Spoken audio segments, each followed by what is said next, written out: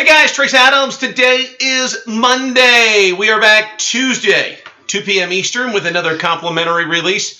We got a freebie coming your way in the NBA in just a moment. And let's talk about it.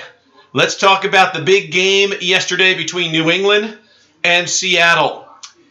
And let's talk about Super Bowl history. Let's talk about the fact that I am now 51 years old. So I've been alive for all of the Super Bowls that have been played. And while I don't remember all of them, I can pick it up with the Joe Willie Namath Super Bowl and the Jets defeating the Baltimore Colts. And that one's a little sketchy to me, but I certainly remember the Vikings and Chiefs the year after as a lifelong Minnesota Vikings fan. And remember, that's where the heartbreak started for me.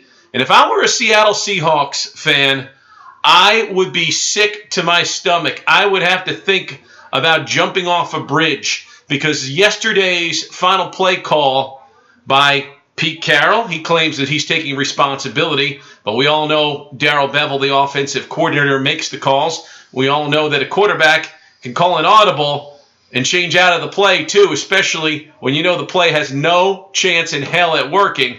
Well, we'll get back to that in a moment, but nonetheless, the worst football call I have ever seen made in my life in that situation. And I don't claim to be a football expert by any stretch of the imagination. But when you have Marshawn Lynch capable of pounding it in, and he's been running 3 yards a carry pretty much all day long, you have Russell Wilson, who also is a pretty darn good runner, not like he has lead feet or anything, and you opt for a pass play in that situation that has absolutely a minimal, at best, chance of succeeding, well, you deserve to lose. And that's exactly what Seattle did. I don't think New England won that game. I think Seattle lost that game. They went up 24-14, and they went into a shell, and they didn't score on their final 4 possessions, and they punted the ball 3 times in a row there to end the third quarter. They were acting as if they were up 44-14 instead of 24-14, and they got what they deserved. And I could just see that coming down the pike. Of course, it was a miracle catch to get them down there to that goal line, but they were in position to take it, and you don't use your best play option there, and that's the way you lose. Woo! Pete Carroll, Darrell Bevell, Russell Wilson, you have some explaining to do. What can you say? That's the way it goes, and I'm just incredulous. I had to sit up for a good 2 hours after that football game and sip on some Maker's Mark on the rocks and just stew about that game. And I can't recall a play call that is any worse than that ever in my history of watching football at any level. Just unreal. Anyway, there's my piece for the day on that matter. NFL is closed for the season.